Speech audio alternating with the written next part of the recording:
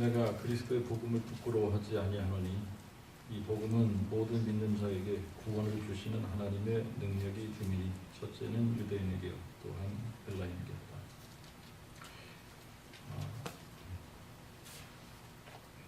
복음에는 하나님의 능력이 나타난다라고 하는 것입니다. 복음에 하나님의 능력이 있다. 복음에 하나님의 능력이 있다.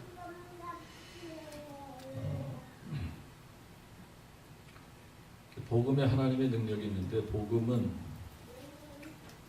우리가 십자가의 도다. 예수 그리스도에 관한 것이 복음이다. 이렇게 알고 있습니다. 십자가의 도. 고린도전서 1장 18절을 보면 고린도전서 1장 18절 보겠습니다. 고린도전서 1장 18절에 보면 십자가의 도가 멸망하는 자들에게는 미련한 것이나 구원받는 우리에게는 하나님의 능력이라. 복음은 멸망하는 자들에게는 미련한 것이지만 구원받는 우리에게는 하나님의 능력이다 라고 하는 것입니다. 자, 다시 말하면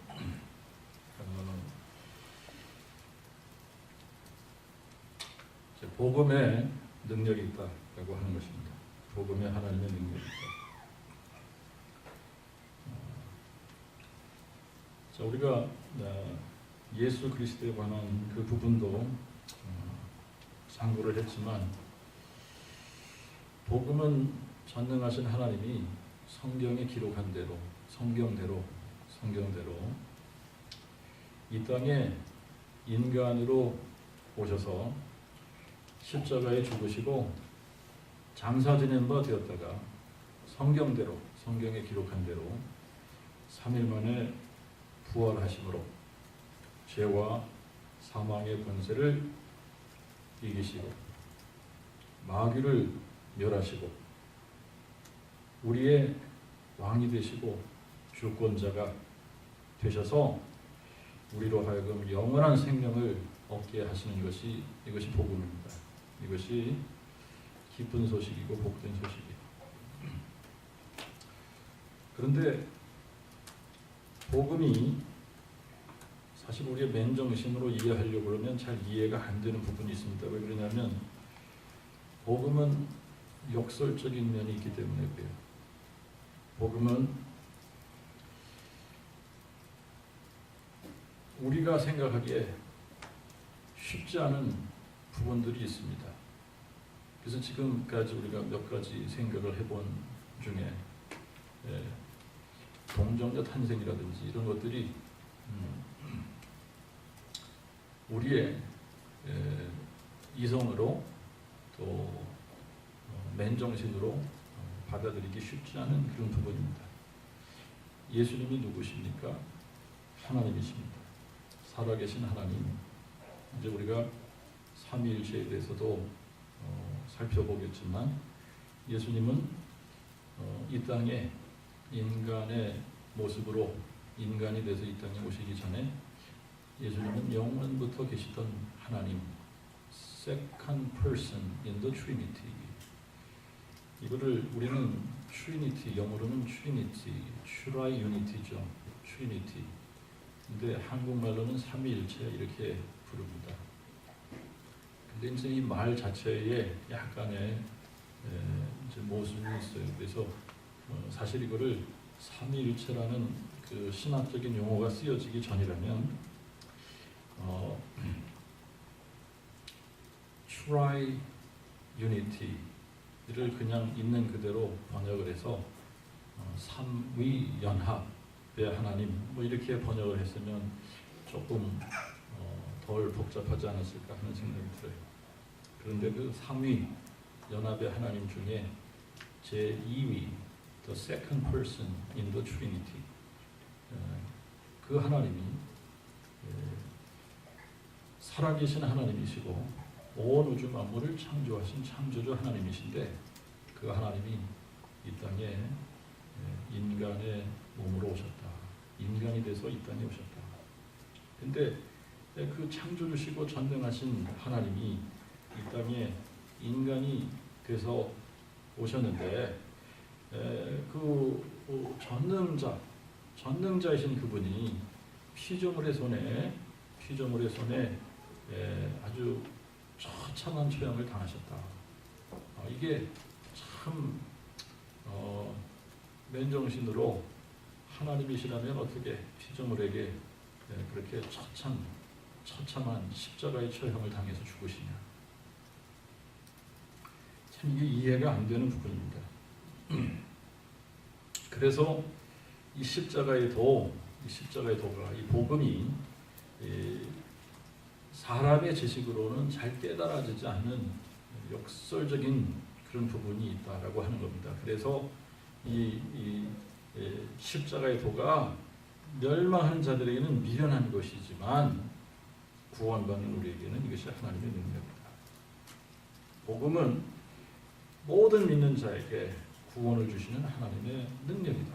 그런데 이것을 믿지 않는 자들에게는 어떻게 들리느냐? 이것이 굉장히 어리석고 미련한 것처럼 들린다라고 하는 겁니다. 근데 그것이 하나님의 능력이요 하나님의 지혜다라고 하는 겁니다.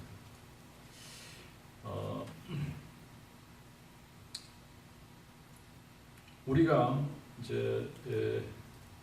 살아가는 이 세상에는 지금 눈으로 보이지 않는 영적인 포스가 있습니다. 영적인 세계가 있습니다. 그래서 그 영적인 세계에서 지금도 한창 보이지 않지만 일어나고 있는 그 일 중에 하나가 영적인 전쟁이에요. 영적인 전쟁인데 그래서 에베소서 6장 12절에는 우리의 싸움은 혈과 육에 대한 것이 아니요 정사들과 권세들과 이 세상 어둠의 세상 주관자들과 하늘에 있는 악의 영들을 대합니다. 그렇게 기록했습니다. 우리의 싸움, 우리의 전쟁, 우리의 씨름은 혈과 육에 대한 것이 아니다. 이 혈과 육에 대한 것이 아닌데 가끔씩 혈과 육에 대한 것 때문에 열받을 때가 있다.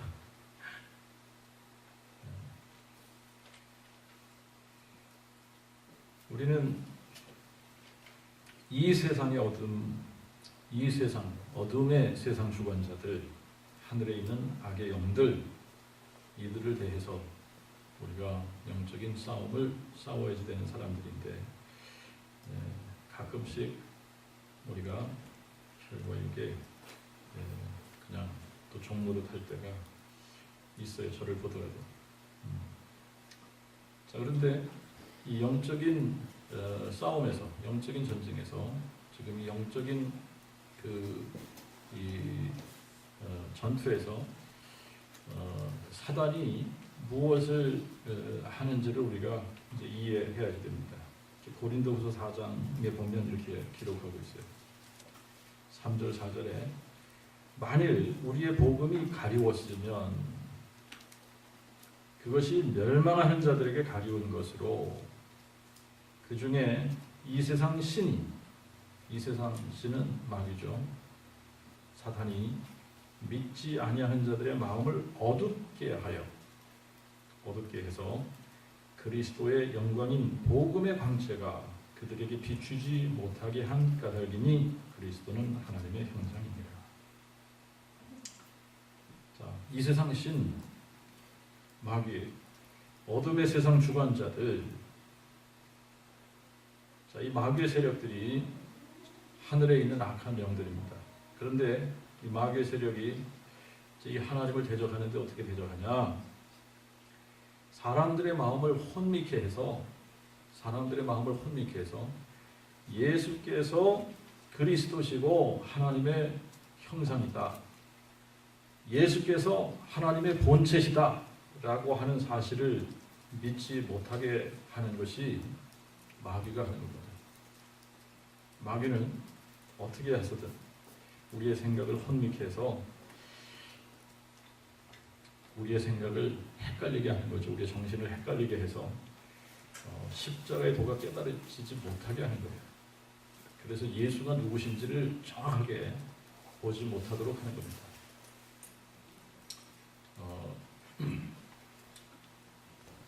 어둠의 세상 주관자들, 공중 권세를 잡은 자, 이들이 지배하는 것이 사람들의 마음과 생각이다라고 하는 겁니다. 이거를 이렇게 작은 스케일로 미시적으로 보면은 개개인의 마음과 생각을 지배하려고 그래요. 그런데 이걸 거시적으로 보면 각 시대의 각 나라와 민족과 문화 속에 사단은 보이지 않게 이런 사상의 흐름, 생각의 흐름 이런 것들을 지배하고 있다라고 하는 겁니다.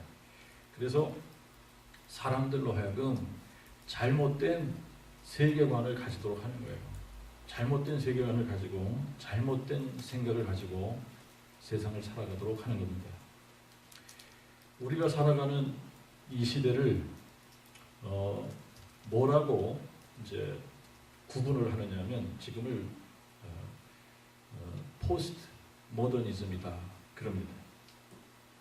모더니즘은 지나갔고 지금은 모더니즘 후에 포스트 모더니즘이라고 그렇게 이제 구분을 합니다. 이 포스트 모더니즘의 이 사상, 철학 이런 것들은 지금 어떤 것들이 지금 시대를 지배하고 있느냐 하면 절대적인 가치와 기준이 없다는 거예요. 절대적인 가치와 기준이 없는 시대, 모든 것을 다 상대적으로 풀이하려고 하는 그런 시대입니다. 그리고 지금 이 시대의 사상을 지배하고 있는, 이 시대를 지배하고 있는 사상이 있어요. 이 시대를 지배하고 있는 사상인데 과학, 문학, 예술, 정치, 심지어는 이런 종교 속에까지 침투해서 지금 이렇게 사람들의 사상을 조종하고 있는, 사람들의 생각을 조종하고 있는 이 아주 특이한 이상한 이 철학, 사상 이런 것이 뭐냐면 진화론적인 사상입니다. 진화론적인 사상. 모든 것이 진화했다라고 보는 거예요. 그런데 이것이 꼭 과학이라고 하는 테두리 안에만 이 진화론이 지배하고 있느냐? 그게 아니에요.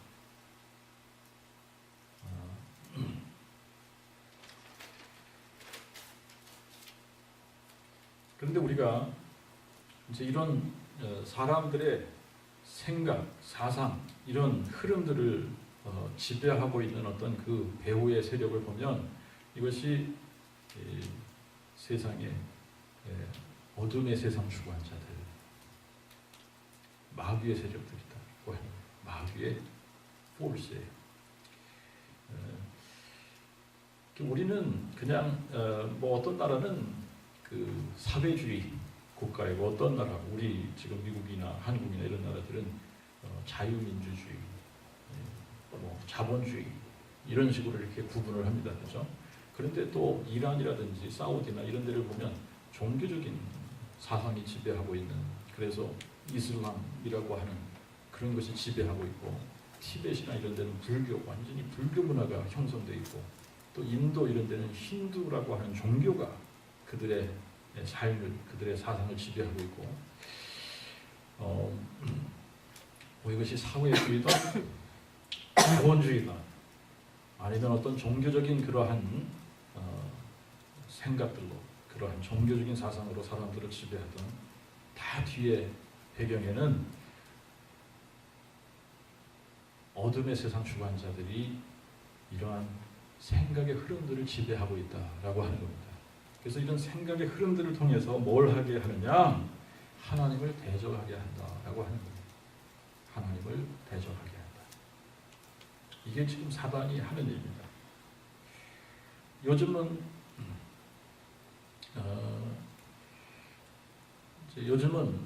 이런 그 교육 시스템 자체가 체계화가 됐죠, 그죠? 체계적인 교육 시스템, 교육 시스템이 되어져 있어서 어려서부터 사람들의 마음을 혼미케 해요.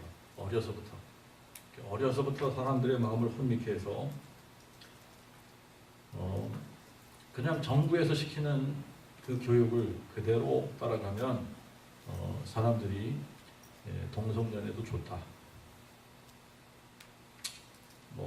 사람들은 진화한 거다. 이런 식으로 잘못된 생각들 속에서 살아가게끔 되어져 있습니다. 자, 그런데 어느 날부턴가 참 이게 부모들이 교육이라고 하는 것을 그냥 학교 시스템에다가 그냥 위탁해버렸어요. 이게 가장 큰 실수 중에 하나예요. 가정에서 교육을 하지 않고 교육이라고 하는 문제를 다 학교라고 하는 그 시스템에 그냥 다 위탁해버렸어요. 근데 이제 문제가 뭐라고 제가 생각을 하느냐면 어떤 게 문제냐면 이 부모들의 문제입니다. 이게 부모들이 자녀들이 학교에 가서 무엇을 배우냐 여기에는 관심이 없어요. 자녀들이 학교에 가서 무슨 내용을 배우는지 관심 있는 부모들은 극히 드뭅니다. 거의 대부분의 부모들은 뭘 배우냐 이게 중요한 게 아닙니다. 성적을 어떻게 받았냐 이게 중요한 거예요. 뭘 배우든 상관없어. A만 맞으면 돼.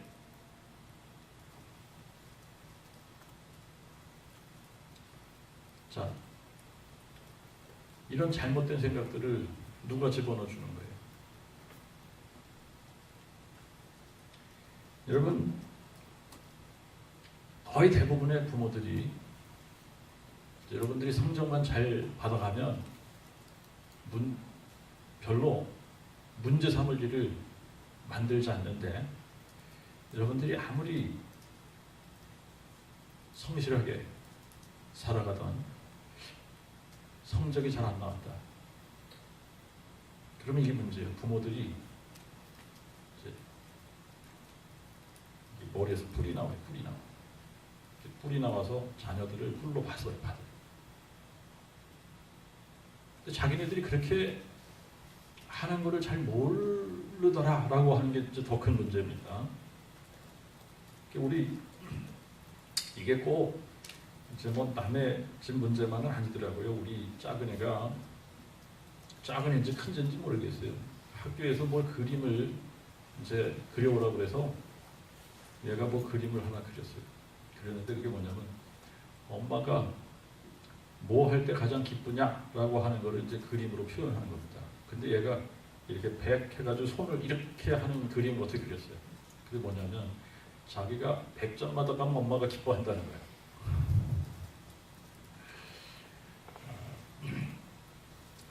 그래서 우리도 할 수 없고 야 학교 가서 뭐 배웠어? 이런 거 안 물어보고 100점 받았어? 그러면 좋아하고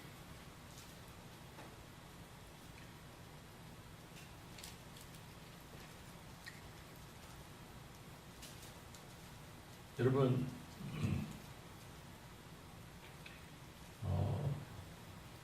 하나님께서 이제 싸우시는 그 싸움이 있습니다. 이제 그 부분을 우리가 또 잠깐 보겠습니다. 우리 고린도 후서로 갑시다. 고린도 후서 10장을 가서 보겠습니다.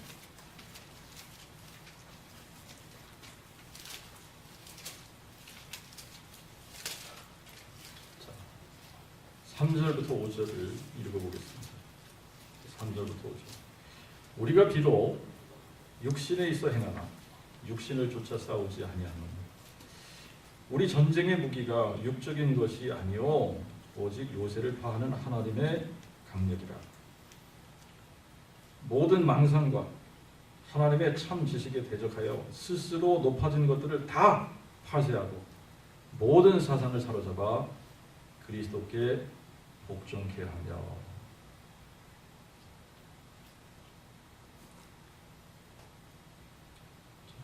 하나님께서 하시려고 하는 것이 있습니다. 그죠?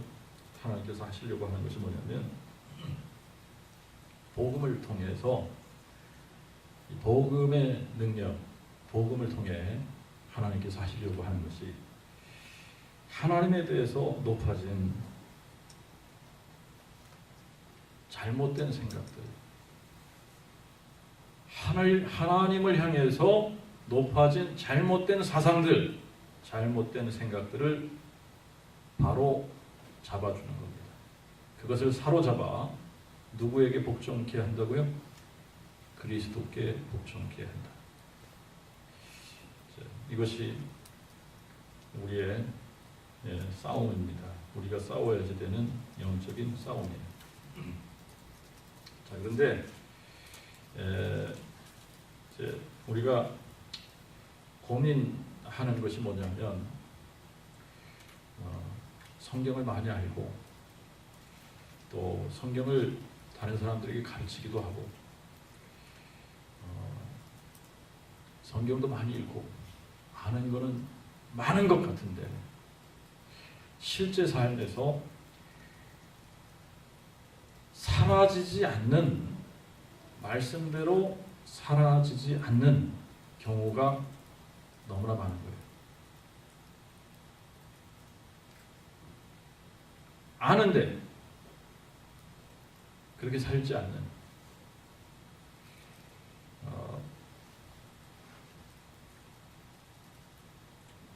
자, 마귀가 우리의 생각에 요새를 만듭니다. 요새. 강력한 진이라고 표현을 했어요. 마귀가 원하는 것이 뭐냐면 사람들의 생각에 잘못된 개념들을 집어넣어 주는 거죠.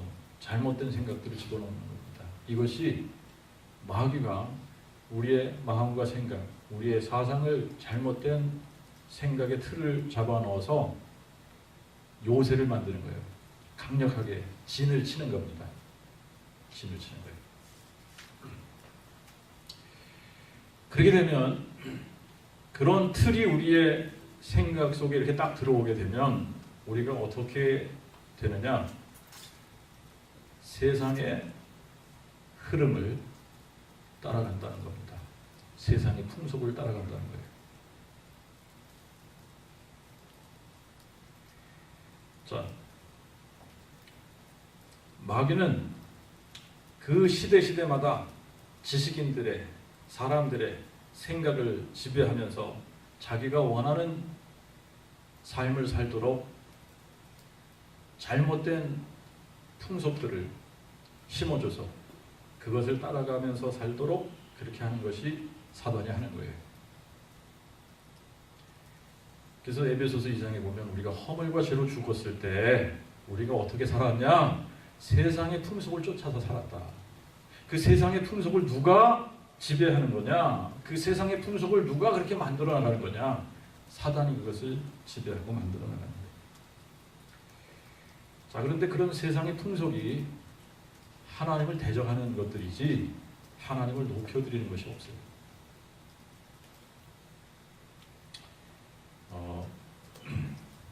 근데 이제 지금 사람들 생각을, 사람들의 생각에 가장 많은 영향력을 행사하는 게 뭐냐? 생각을 해보면 교육입니다. 교육. 그 다음에 매스미디어예요. 이런 것들을 통해서 우리도 모르는 사이에 우리의 생각의 틀들이 잡혀지고 우리의 삶의 스타일이 잡혀지는 거예요. 그런데 여러분들이 한번 잘 살펴보시면 세상의 드라마라든지 세상의 노래라든지 영화라든지 그 어떤 것을 여러분들이 세상에 속한 것들을 가지고 평가를 하던 거기서 하나님을 높여드리는 그런 거는 거의 없어요.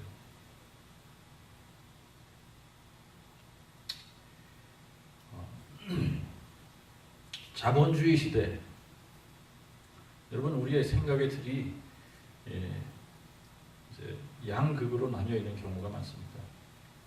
리버럴한 생각을 가지든가 컨서버티브한 생각을 가지든가. 그래서 이렇게 좌우의 생각들이 충돌할 때도 많이 있어요. 그런데 우리가 잘 따져보면 리버럴이 맞냐 컨서버티브한 것이 맞냐? 하나님의 시각에서 봤을 때는 리버럴도 그렇고 컨serva티브한 것도 그렇고 성경적이지 않은 것은 다 누가 그러한 사상들을 집어넣은 거냐면 마귀가 그런 사상들을 집어넣는 거예요. 그래서 꼭 컨serva티브하다. 그래서 그것이 좋은 것이 아닙니다.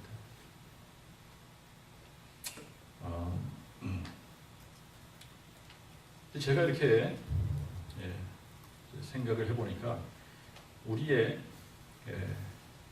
사상, 우리의 어떤 생각, 우리의 문화, 우리의 풍속 이런 것들을 마귀가 이렇게 지배하고 있는데 이제 이것이 어떤 한 이벤트를 통해서 확 드러나는 것이 있습니다. 그것이 결혼 문화라고 생각해요. 여러분이 결혼 문화를 보면, 결혼식의 문화를 보면 내가 어떠한 생각과 사상을 가지고 사는지라고 하는 것이 그 한 이벤트를 통해서 다 나타나는 거예요.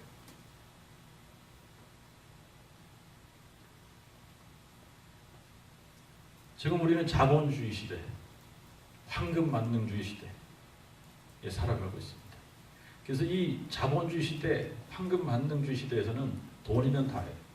돈이면 최고입니다.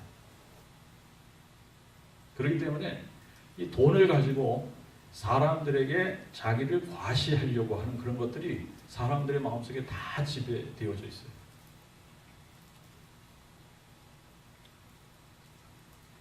근데 제가 참 이제 이해하지 못하는 부분입니다. 이해하지 못하는 게 너무 열심히 성경 읽고 성경 말씀 하던 애들이 이 결정적인 이 이벤트 앞에서 세상의 문화를 따라가는 게 이해가 안 돼요. 그리고 그렇게 하는 것이 잘못됐다고 지적을 하면 오랫동안 쌓아놨던 관계도 하루아침에 끊어버리는 가슴 아픈 일이에요.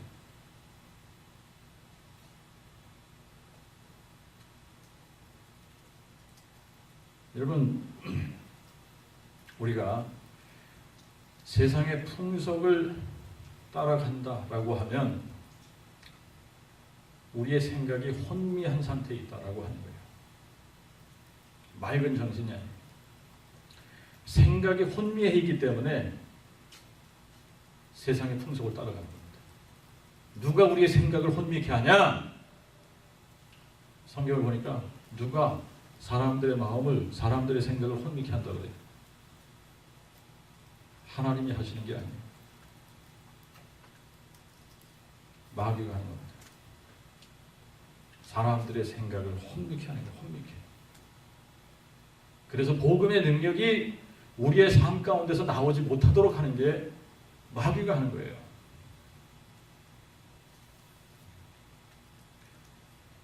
우리가 정말 예수를 믿는 사람들이라면 우리의 삶 가운데서 뭐가 나타나야 되느냐? 복음의 능력이 나타나야지. 복음의 능력이 나타나지 않으면 문제 있는 겁니다.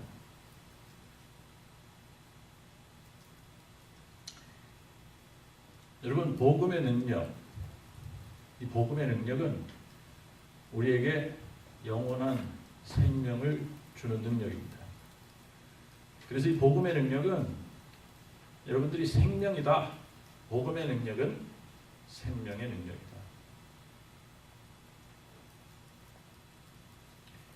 근데 복음은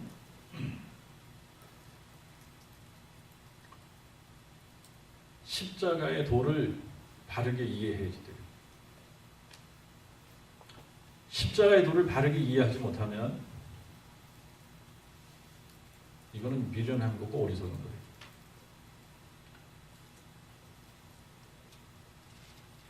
그런데 십자가의 도를 우리가 바르게 이해하면 우리 안에서 복음의 능력, 십자가의 능력, 부활의 능력, 하나님의 영원한 생명의 능력이 우리를 통해서 나타나게 되어져 있다라고 하는 겁니다. 여러분, 사람들이 왜 죽음을 두려워하느냐? 죽음을 두려워하는 데는 이유가 있어요. 죽음이 끝이 아니기 때문에. 죽음이 끝이 아니에요. 죽으면 그걸로 끝난다라고 주장하는 사람들이 있습니다. 이거를 여호와의 증인도 죽음은 끝이다. 지옥은 없다. 안식교 사람들도 마찬가지. 안식교 사람들도 죽음은 끝이래. 지옥이 없대. 근데 성경은 우리에게 분명하게 이렇게 말씀해주고 있어요. 한 번 죽는 것은 사람에게 정하신 것이요. 그 후에는 뭐가 있으리니? 그 후에는 뭐가 있으리니? 죽으면 그걸로 끝나면 심판이 있을 이유가 없잖아요. 죽음 자체가 심판이면 죽은 후에 무슨 심판이 있어요? 그죠? 그런데 한 번 죽는 것은 사람에게 정한 거예요. 그리고 그 후에 뭐가 있다? 심판이 있다. 심판이 있어.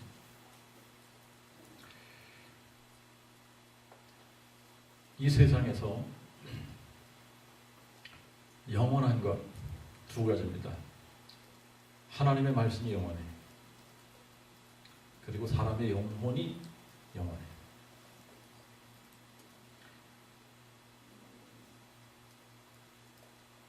우리 안에 영혼이 있는데 이 영혼은 영원 불변합니다.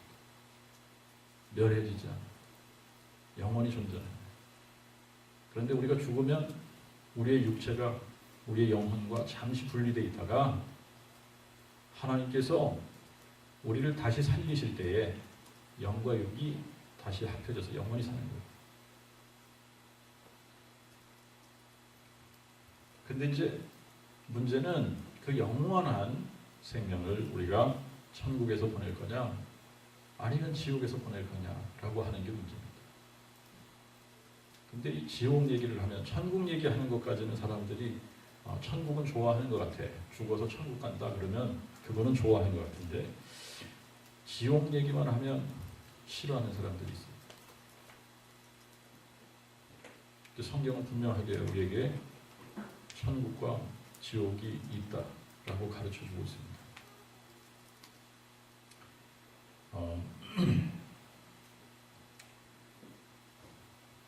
자, 지옥을 사후에 받는 심판이라고 한다면 예수 믿는 사람들은 심판을 받지 않는 이유가 우리에게는 예수 그리스도의 생명이 있기 때문에 심판받지 않는 거예요.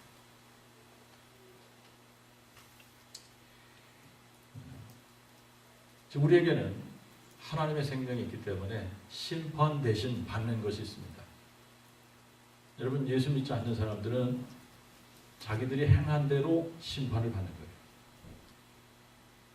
예수 믿는 사람들은 영원한 생명이 있기 때문에 우리가 행한 대로 뭘 받아요? 심판이 아니라 상급을 받는 거예요. 상급. 자, 이게 이제 구분이 되어져야 됩니다.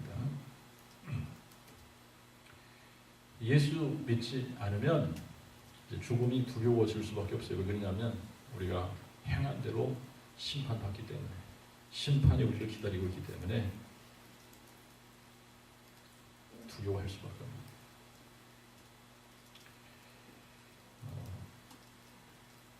자, 그런데 이제 우리가 이렇게 어두움의 세상 주관자들이 만들어 놓은 이 사상과 생각의 흐름을 쫓아가는 이러한 사람들에게 우리에게 있는 의무는 우리에게 하나님께서 깨닫게 해주신 이 복음을 전파해줘야 돼요. 그래서 이 복음을 듣고 하나님께서 구원하시기로 작정하신 사람들이라면 그 복음 앞에 굴복하게 되어져 있는 겁니다. 근데 우리는 누가 하나님께서 구원하시기로 작정한 사람들인지 몰라요. 그러니까 할 수만 있으면 우리는 다른 사람들에게 이 복음의 능력을 소개해야 되는 겁니다. 자, 이제 마귀가 깔아놓은 견고한 진, 생각의 틀입니다. 사상들입니다. 굉장히 중요해요. 이것을 이해하는 것이 너무나 중요합니다. 왜 그러냐면 사람들은 자기들이 가지고 있는 생각의 틀, 생각을 넘어서 살지 못해요. 그러니까 자기들이 생각하는 대로 사는 거예요. 그러니까 이 생각이 굉장히 중요한데 믿지 않는 사람들의 그 생각을 이 세상, 어둠의 세상 주관자들이 사람들의 생각을 혼미케 해서 복음의 광채가 비추지 못하게 한다라고 하는 겁니다. 그런데 하나님께서 원하시는 것이 뭐냐? 복음을 전해서 복음의 능력을 통해서 이렇게 하나님을 대적하는 이 사상들을 모두 잡아서 어떻게 하는 거예요? 그리스도께 복종케 하는 겁니다. 그런데 그렇게 할 수 있는 유일한 것이 복음밖에 없다라고 하는 겁니다. 복음밖에 없다.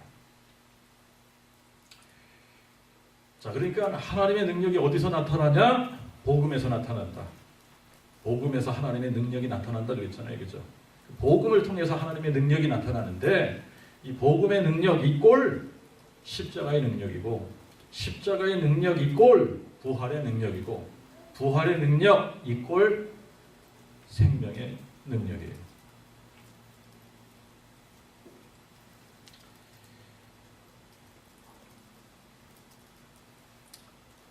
이 복음이라고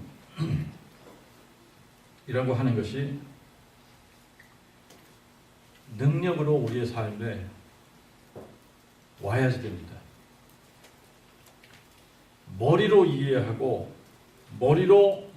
거기서 그치는 것이 아니라 하나님의 능력이, 복음의 능력이 우리로 하여금 그렇게 살도록 해야지 되는 거예요. 그래야 능력인 거예요. 내가 머리로만 이해하고 우리가 삶으로 살지 않는다. 그러면 그것은 능력이 아니에요. 하나의 이론이에요. 그런데 복음에는 하나님의 능력이 나타난다는 거예요. 그 안에는 하나님의 능력이 있어요. 그 능력이 뭐냐? 영원한 생명이에요. 그 능력이 뭐냐? 부활의 능력이에요. 여러분, 부활은 생명이죠. 부활은 생명이에요. 그러니까 그 생명이라고 하는 것은 살아서 꿈틀거리게 되어져 있는 겁니다. 생명이 있으면, 여러분, 생명이 있는 것은 다 살아서 움직이게 되어져 있어요. 동적인 거예요. 근데 이제 특이한 것은 이것은 한번 여러분들이 관찰해보면 이 부활절이 아주 적절한 시기에 하나님께서 부활절을 이제 이렇게 어포인트 정해놓으셨어요. 부활절이 우리의 시즌으로 하면 봄철에 부활절이 항상 옵니다. 그죠? 봄철에. 봄절기 중에 하나잖아요. 부활절. 근데 이 부활절 때가 되면 봄절기이기 때문에 봄에는 참 이상한 것들이 발견이 돼요. 죽은 것 같았는데 겨울철에는 전부 다 죽은 것 같이 보였는데 봄이 되면 생명 있는 것들은 다 어떻게 됩니까? 꿈틀거리면서 다시 나오잖아요. 그렇죠? 근데 참 신기한 거는 생명이 있으면 아스팔트도 깨고 나오더라라고 하는 거예요. 여러분, 아스팔트 깨고 나오는 그런 식물들 봤어요? 안 봤어요? 봤죠? 생명이 있으면 그래요. 생명이 있으면 아스팔트까지도 깨고서 나오는 거예요. 그게 부활의 능력이에요. 부활의 능력. 생명을 가지고 있으면 그렇게 하는 겁니다. 우리가 예수 그리스도의 생명의 능력을 가지고 있으면 이 세상을 향해서 그렇게 사는 겁니다. 세상을 향해서 그거를 뚫고 나가는 거예요.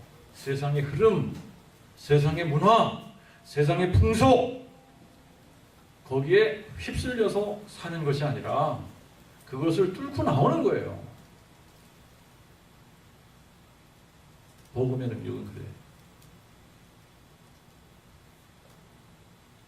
근데 아는 것과 믿는 것의 차이가 있다라고 하는 거예요. 우리는 성경의 박사가 될 수 있어. 성경의 내용을 많이 알 수 있어요. 그런데 그 안에 복음의 능력이 없으면 그렇게 살지 못해요.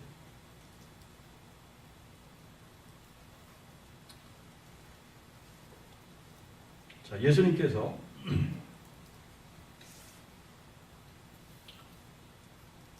내가 곧 길이요 진리요 생명이다 그랬습니다. 우리가 예수님 안에 거하면 예수님의 생명을 얻습니다. 그리고 그 생명을 가지고 살아가도록 하는 게 하나님의 뜻이에요. 여러분들이 요한복음 10장을 읽어보시면 예수님께서 이 땅에 오신 이유 중에 하나도 우리에게 생명을 주시고 그 생명을 풍성히 얻게 하시려고 오셨어요. 그런데 그 생명이 우리에게 없으면 우리는 복음의 능력이 우리에게 없는 사람들이에요. 복음의 내용은 알고 있을 수 있어요. 그러나 그 복음의 능력이 우리에게 나타나지 않는다. 그러면 나는 그냥 알고만 있는 거예요.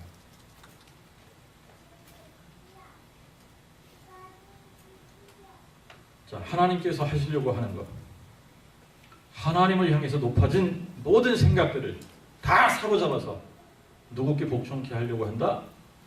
그리스도께 복종케 하려고 한다. 자, 이거 굉장히 중요한 표현입니다. 우리가 우리의 모든 삶의 영역 속에서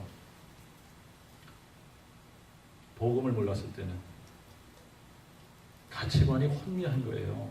삶의 목적이 혼미한 겁니다. 그래서 내가 무엇을 위해서 살아야 되는지, 누구를 위해서 살아야 되는지, 어떻게 살아야 되는지 모르니까 마땅히 세상의 풍속을 쫓아 흘러가는 대로 같이 가는 게 당연한 거예요. 근데 복음을 깨닫고 나면 십자가 지고 예수 따라가는 삶을 사는 겁니다. 그게 복음의 능력이에요.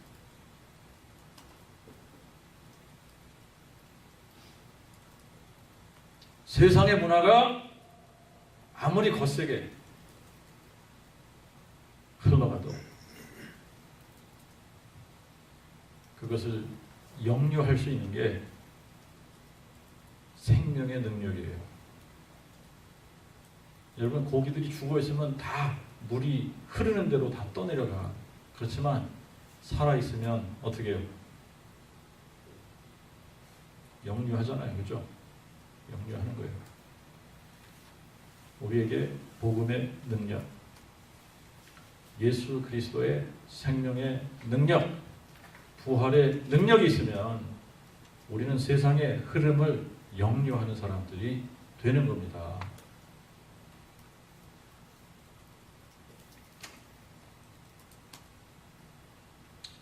자, 우리가 사는 이 세상, 마귀가 어떤 생각과 이상들을, 사상들을 넣어주느냐 하면 돈 많이 버는 게 축복이다.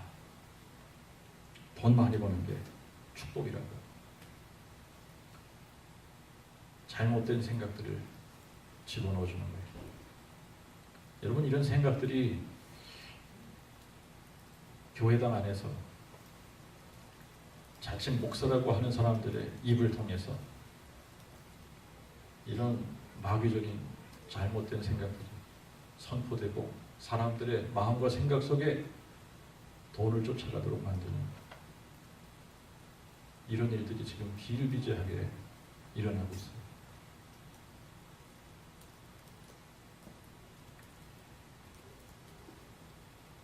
세상의 흐름은 돈을 쫓아가는 겁니다. 세상의 흐름은 돈 쫓아가는 거예요. 부자가 되고 물질의 풍요로운 삶을 쫓아가는 것이 세상의 풍속입니다. 세상의 사상이고 세상의 문화고 돈 쫓아가고 돈 많이 벌고 성공하고 출세하고. 여러분, 세상이 높은 곳을 향해 막 흘러갈 때에 하나님의 능력을 쫓아 복음과 함께 고난받을 사람들이 이 세상에 얼마나 있겠어요?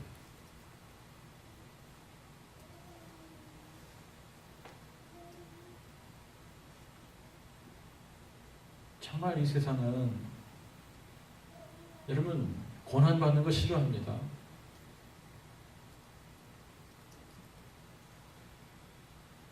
그러나 성경은 우리에게 이렇게 당부하고 있어요.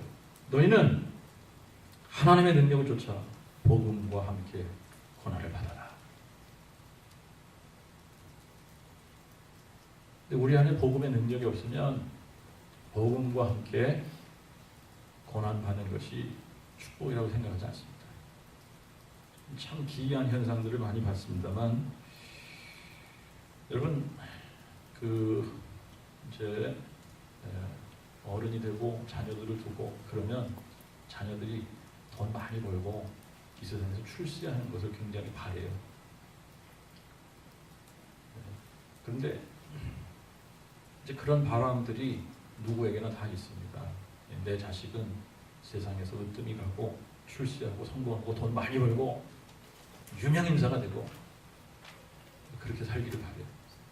그렇게 살기를 바라는데 어떤 선교사가 와서 막 선교 보고를 하면서 선교지에 이런 선교자들이 필요하다. 그러면 사람들이 말이죠. 젊은이들 불러놓고 야, 너 그 선교지에 선교사 필요하대. 너 한번 가봐. 선교에 헌신해봐.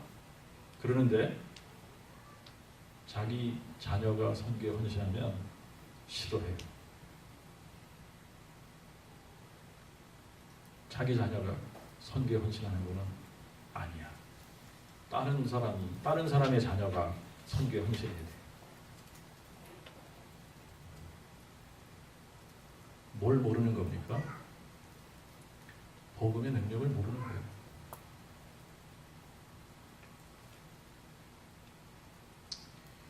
자, 여러분, 생명이라고 하는 것은 학문과 지식이 아니잖아요. 생명은 그냥 사라지는 겁니다. 살아가는 거예요. 생명은 그냥 놔두면 살잖아요. 살아가는 것 자체가 생명인데 우리 안에 누구의 생명이 있느냐? 예수 그리스도의 생명이 있으면 예수님처럼 살아가는 삶의 능력을 그분이 공급하시는 거예요. 내가 잘나서 내가 능력이 있어서 예수님처럼 사는 게 아닙니다. 절대. 우리는 그런 능력 없어요. 근데 그 능력을 누가 공급하시냐? 예수님께서 공급하십니다.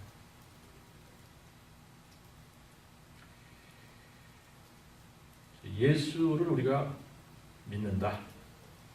그러면서 예수님을 따라서 살기 싫어하는 그런 사람들이 꽤 있습니다. 그런데 여러분들이 한번 잘 생각해 보면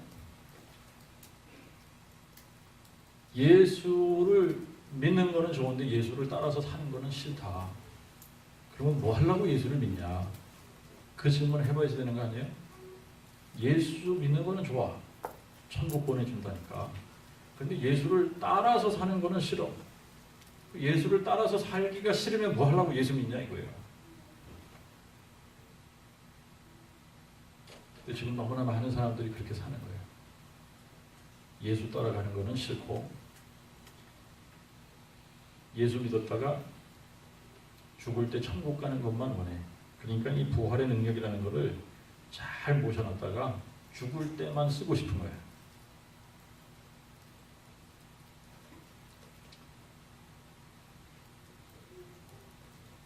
여러분, 십자가의 능력, 부활의 능력, 생명의 능력, 이것이 복음의 능력입니다. 복음은 분명하게 우리에게 생명을 줍니다. 그 생명이 부활이라고 하는 것을 통해서 절정을 이룰 거예요.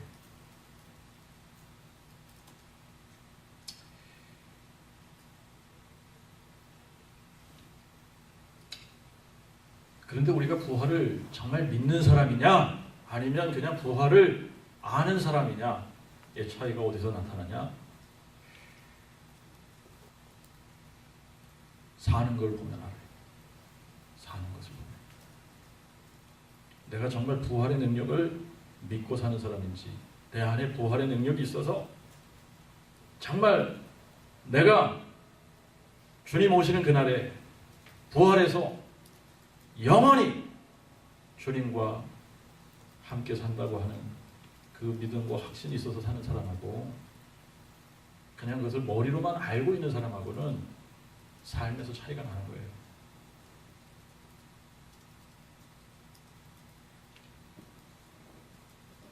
우리가 이 세상의 문화를 따라가면, 세상 문화를 따라가면 부활의 능력이 우리에게 없는 거예요. 복음의 내용은 알 수 있어요.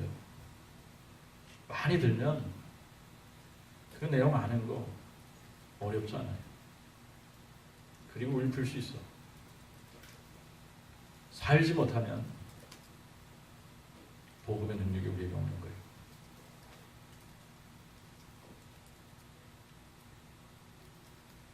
자, 이게 왜 이렇게 중요한 거냐? 도대체 부활. 여러분, 부활이라고 하는 단어가 기독교 바깥에서는 생소한 단어입니다. 이 세상 온 인류의 역사를 다 뒤져봐도 부활하신 분은 딱 한 분이에요. 예수님 외에 여러분 부활했다 그런 얘기 들어보셨습니까? 예수님 외에 누가 부활했다더라 그런 사람 여러분들 한번 봤어요?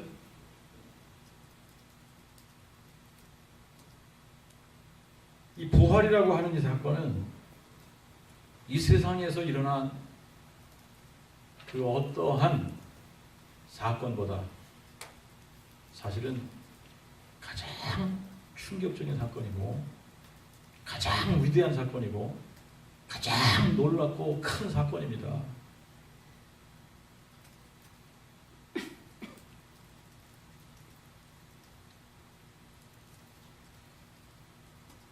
부활,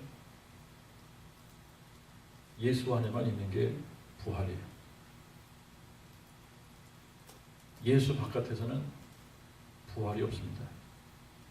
예수 바깥에는 우리가 이 부분도 또 한번 설명을 하겠지만 예수 바깥에는 부활이라고 그러지 않아요. 둘째 사망이라 그렇게 부릅니다. 둘째 사망. 그런데 예수 안에 있는 사람들만 부활하는 거예요.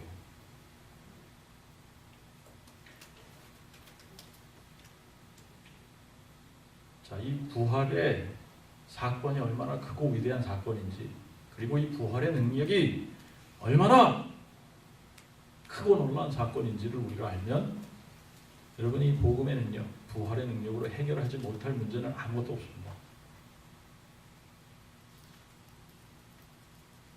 근데 왜 우리가 어떤 문제를 안고 끙끙거리고 해결하지 못하냐?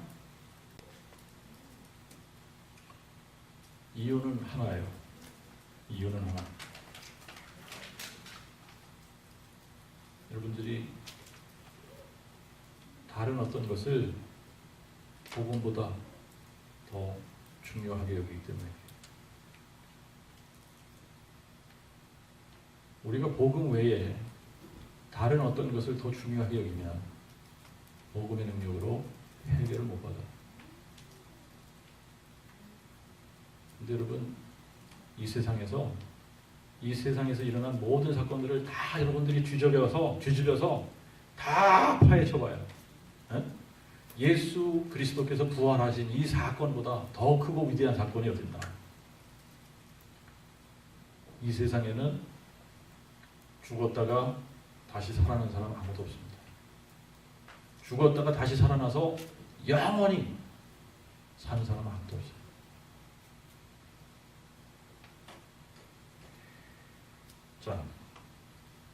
자, 우리에게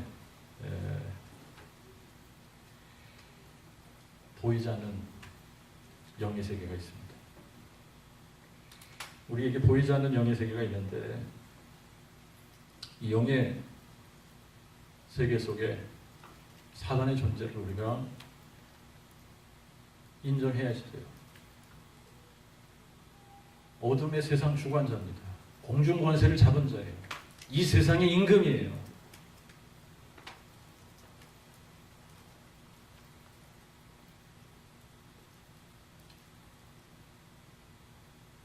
이 능력이 사람들로 하여금 예수가 누군지 분별하지 못하게 하는 겁니다.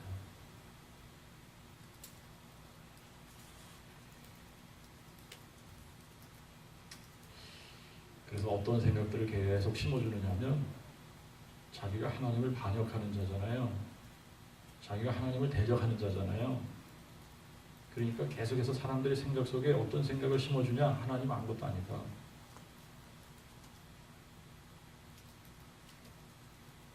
여러분, 이 마귀가 이제 이런 걸 보면은 얘도 머리가 없는 거는 아니에요, 그죠? 마귀가 어디를 공격해야 되는 자라. 그래서 마귀는 어디를 집중적으로 공격하냐? 신학교를 집중적으로 공격합니다. 신학교 교수들을 집중적으로 공격합니다. 그리고 목사들을 집중적으로 공격해요. 그러면 어떻게 돼요? 신학교 교수 한 사람 잘못되면 그 밑에서 배우는 신학생들 잘못된 사상 가지고 나가서 다 잘못된 교리 가르치게 돼요.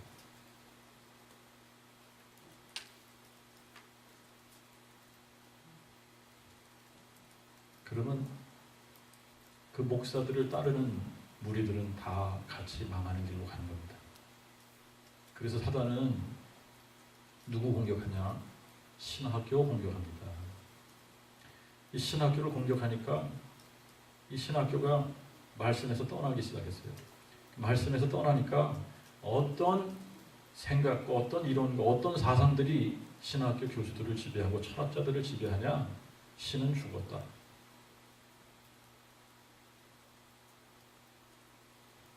감히 신학교라는 데서 신학교 교수라는 사람이 얘기해서 신은 죽었다.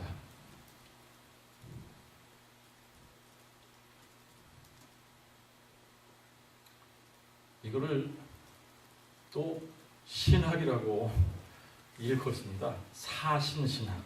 신이 죽었다 신학.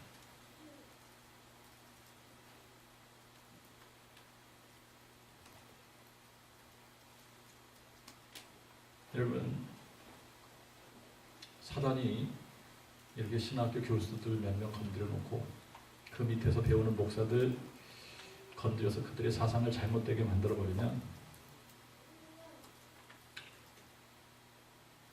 하나님을 대적하는 잘못된 교리들이 나오게 되고 그것을 쫓아가면 다 망하게 돼요.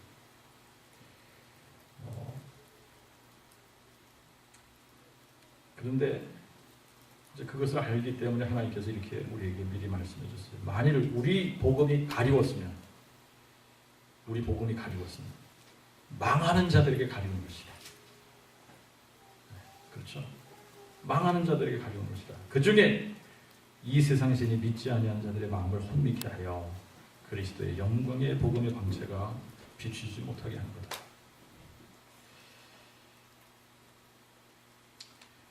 마귀가 가지고 있는 가장 큰 권세, 여러분, 죽음입니다.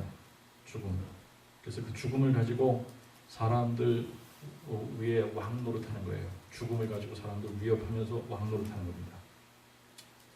그런데 문제가 뭐냐면 인간의 지혜를 총동원해도 인간의 이 지구상에 사는 모든 인간의 힘을 다 동원해도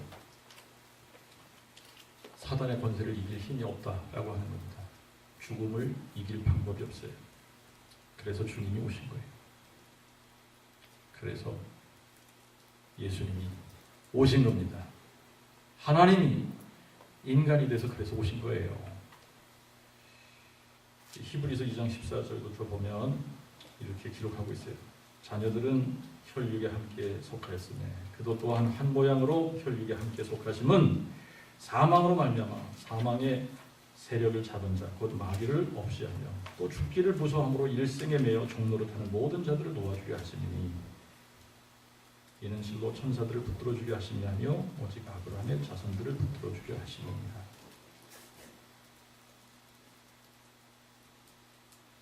요한일서 3장 8절에는 죄를 짓는 자는 마귀에게 속하나니 마귀는 처음부터 범죄함이니라. 하나님의 아들이 나타나신 것은 마귀의 일을 멸하려 하십니다. 사단은 예수님을 십자가에 못 박아 죽이면 그걸로 자기가 승리한다고 생각한 겁니다. 그런데 뭘 몰랐느냐?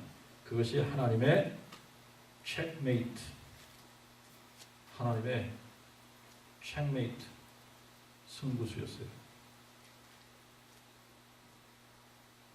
사단이 그걸 모르는 거예요. 십자가를 통해 하나님께서 체크메이트 하신 겁니다. 자, 십자가 그러면 십자가는 죽음 그걸로만 생각하시면 안 돼요. 십자가는 죽음으로 끝나는 것이 아니라 십자가는 부활로 이어지는 거예요.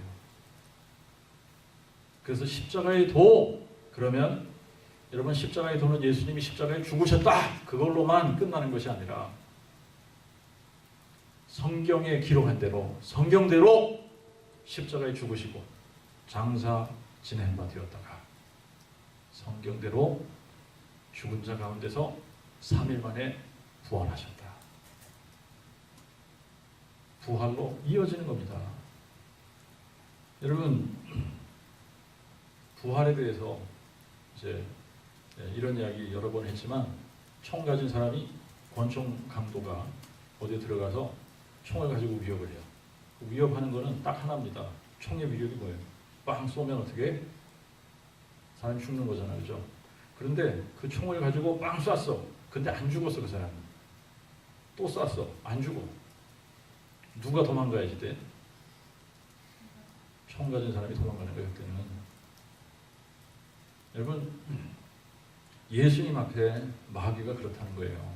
예수님 앞에 부활의 주님 십자가에 죽으시고 장사 지낸 바 되었다가 사흘 만에 다시 부활하신 예수님 앞에 마귀는 힘이 없는 겁니다.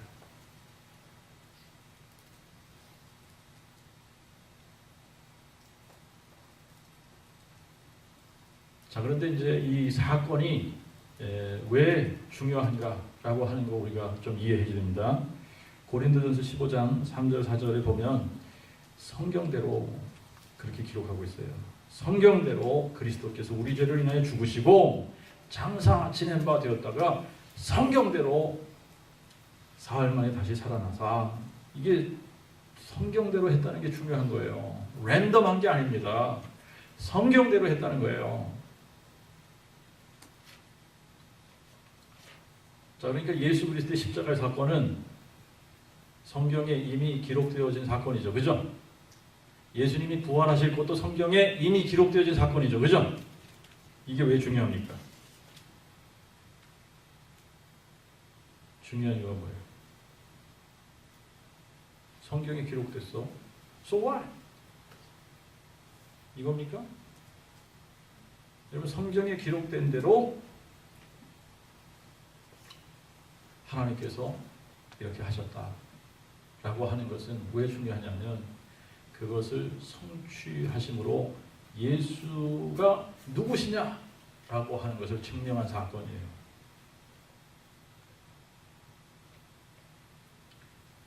성경에 기록된 대로 하나님께서 성경에 약속하신 대로 하셨잖아요. 그러니까 그 약속하신 분이 맞는 겁니다.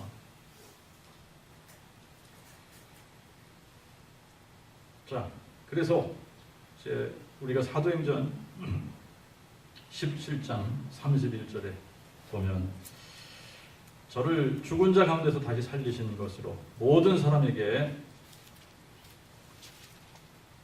믿을 만한 확실한 증거를 주신 겁니다.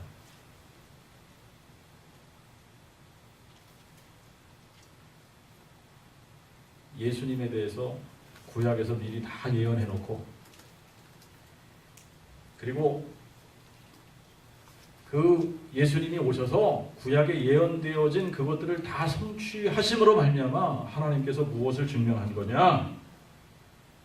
예수님이 바로 구약에 예언된 그 하나님이 인간으로 오셨다가 죽으시고 부활하셔서 예수님이 이런 분이야 라고 하는 것을 증명하셨다는 거예요. 그래서 모든 사람들이 믿을 만하다는 겁니다. 모든 사람들이 믿을 수 있도록 확실한 증거를 보여주셨다는 겁니다.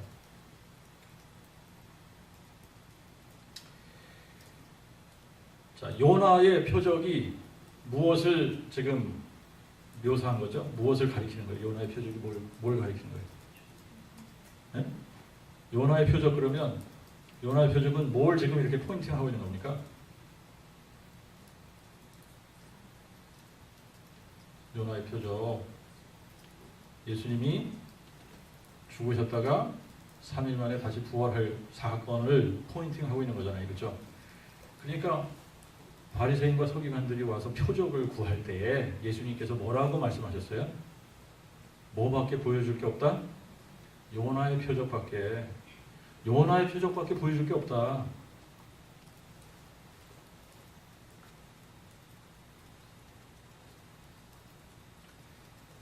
요나의 표적이 뭔가를 알면 예수님께서 3일 만에 부활하셨을 때에 예수님이 누구시다라고 하는 것을 알아봤어야지 된다는 얘기예요. 그렇잖아요? 자, 이제 예수님께서 부활을 통해서 확증하신 것이 뭐냐면 예수님이 살아계신 하나님이다 라고 하는 것을 확증한 겁니다. 그래야 안 그래요? 부활을 통해서 예수님께서 확증하신 것이 예수님이 살아계신 하나님이다. 자, 우리가 삼위일체를 공부하면서 이제 또 한 번 이 부분을 다루겠습니다만, 하나님의 아들, 왜 우리가 하나님의 아들이라, 성자, 아들 하나님이라고 부르나?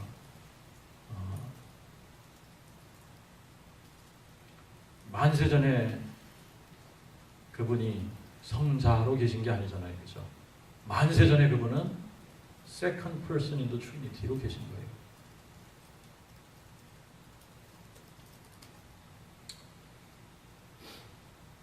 자, 그러면서 이제 예수님께서 이제 이 부활을 통해서 한 가지 확실하게 하신 것이 있습니다. 구약의 성경, 예수님께서 부활을 통해서 성취하심으로 말미암아 이 성경의 내용이 다 하나님의 말씀이다 라고 하는 것을 증명한 겁니다. 자, 그러니까 부활이라고 하는 것을 통해서 우리가 하나님의 말씀이 확실하다, 성경의 내용은 하나님의 말씀이다, 안 읽어봐도 알 수 있도록 하셨습니다. 우리가 다 안 읽어봐도 그 사건을 통해 하나님의 말씀이 확실하다, 성경은 하나님의 말씀이고 이 하나님의 말씀은 믿을 만하다라고 하는 것을 증명하신 겁니다. 자, 그것을 증명하셨기 때문에 이제 증명된 이상 여러분들은 더 열심히 읽어봐야 될 거 아니에요, 그죠? 정말 그렇구나라고 하는 것을.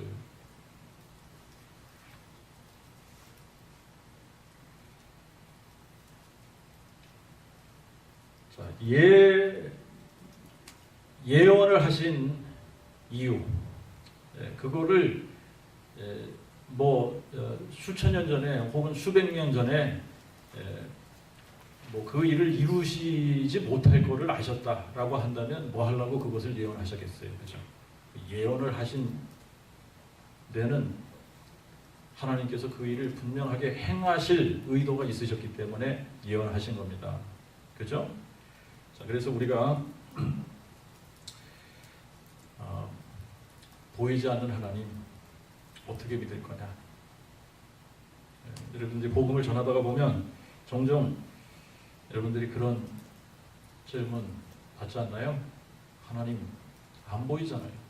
그 보이지 않는 하나님 우리가 어떻게 믿을 거냐? 그런 질문 받잖아요, 그죠?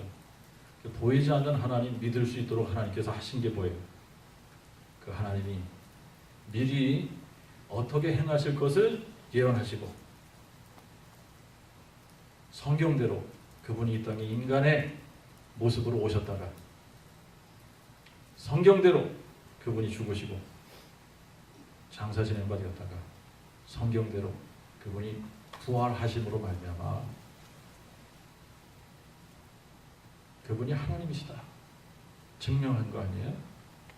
여러분, 이 세상에 누가 부활했습니까? 부활한 사람이 있으면 나와보라 그래. 빈 무덤은 하나밖에 없어요. 예수님의 무덤.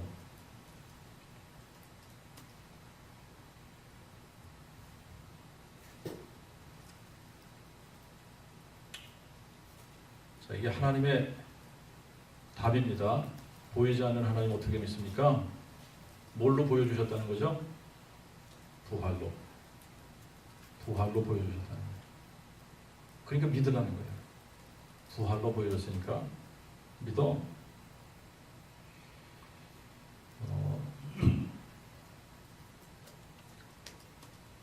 자, 예수님의 부활이 예수님이 누구시다라고 하는 것을 증명했습니다. 자, 증명했다면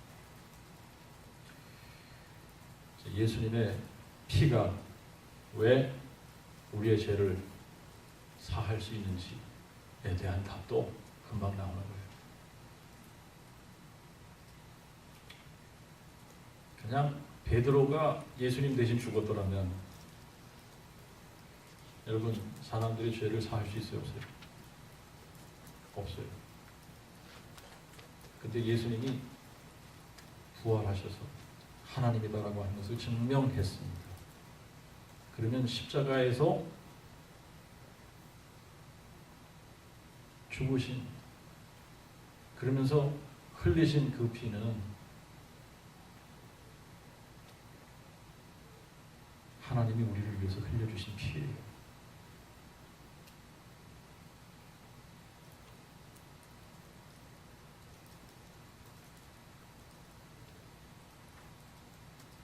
자, 이게 우리에게 확실하게 깨달아지면, 그래서 이제부터는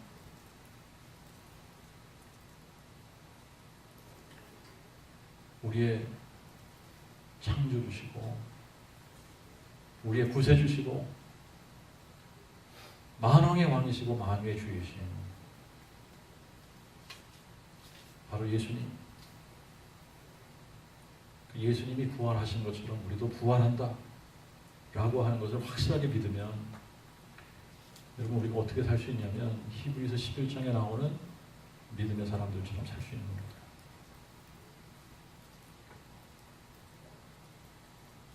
모세가 잠시 죄악의 낙을 즐기기보다 그리스도와 함께 고난받는 길을 택했어요.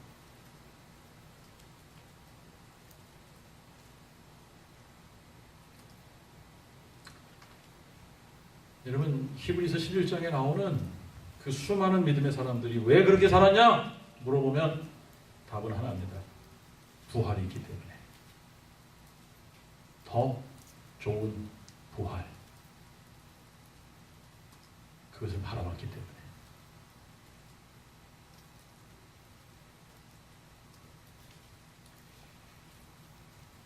자, 세상의 풍속, 세상이 주는 화려함, 세상이 주는 명예, 세상이 여러분들에게 오포하는 즐거움과 쾌락과 기쁨과 세상의 영광, 이런 거를 바울이 뭐라고 표현했는지 아시죠? 뭐라고 표현했어요? 배설물. 근데 왜 지금 성경을 읽는 친구들이 결정적인 순간에 배설물을 택하냐 이거예요. 영원한 걸 택하지 않고.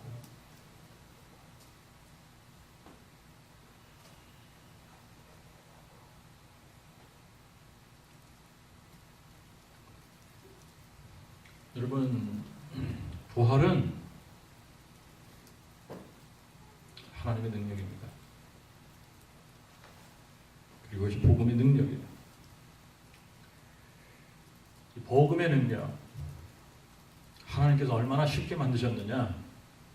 난 놓고 기억자도 모르는 사람도 복음을 깨달을 수 있도록 하셨습니다.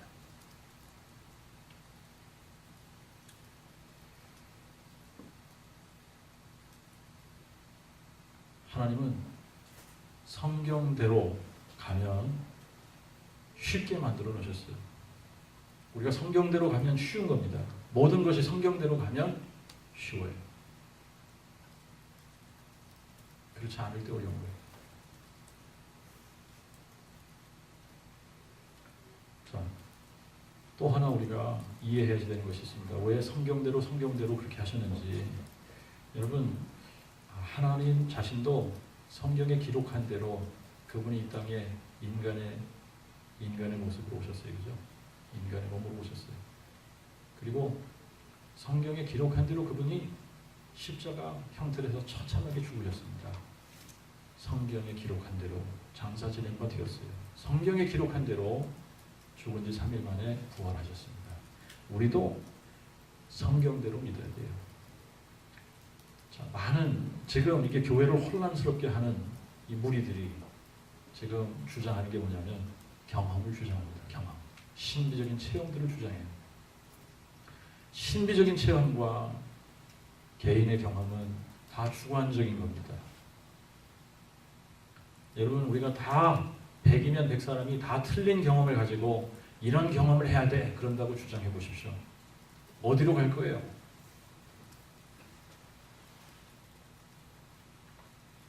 그런데 우리가 다 성경대로 믿으면, 성경으로 돌아가면, 그래서 성경에 기록한 대로 성경대로 가면 모두가 같은 결론에 도달할 수 있어요. 성경대로 할 때만 그래요. 여러분, 사람들이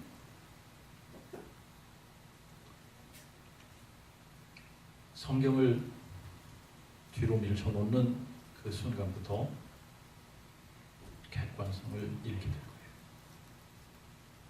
객관성을 잃어버리면 누가 좋아하냐? 마귀가 좋아합니다. 마귀가 원하는 거예요. 객관성을 잃으면 다 자기가 경험한 것을 고집하고 주장하게 되어져 있어요. 그래서 우리는 어디로 가야 되냐? 성경으로 가야지 돼요. 여러분, 십자가에서 죽으신 예수님, 성경에 기록했습니다.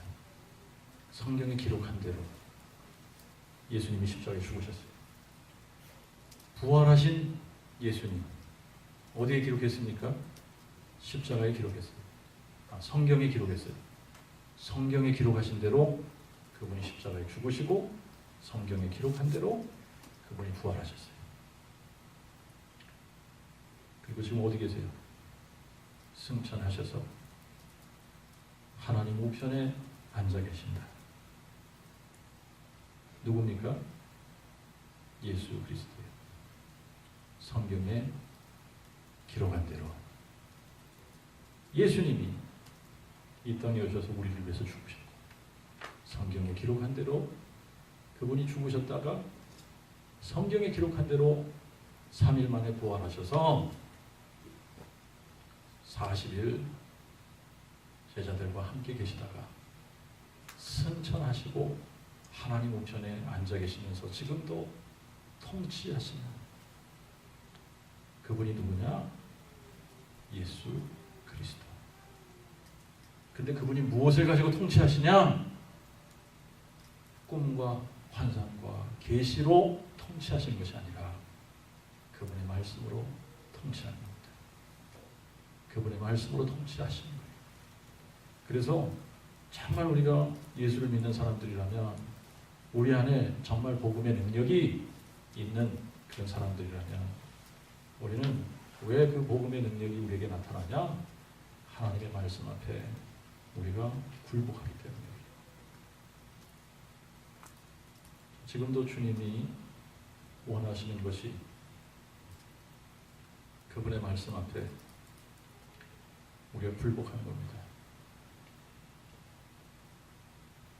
그분의 주권 앞에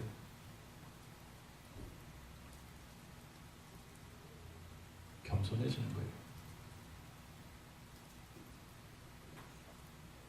그럴 때 우리 안에 예수 그리스도의 십자가의 능력과 부활의 능력이 나타날 줄로 믿습니다.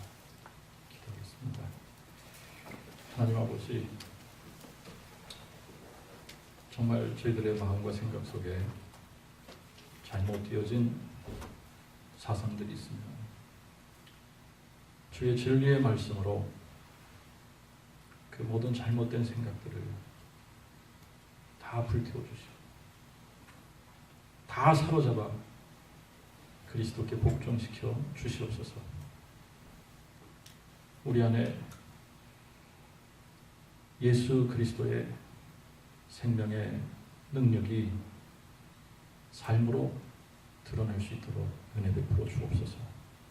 이 진리의 말씀을 우리의 머리로 아는 데서 그치는 자들이 아니라 하나님, 우리가 그렇게 살아갈 수 있는 사람들이 되도록 은혜 내려 주시옵소서.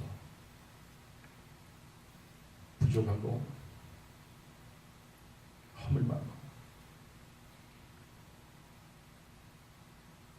죽을 수밖에 없는 저희들, 우리가 아직 죄인 되었을 때 십자가에서 우리를 위하여 죽으심으로 하나님의 사랑을 확증해 주셨습니다. 그 앞에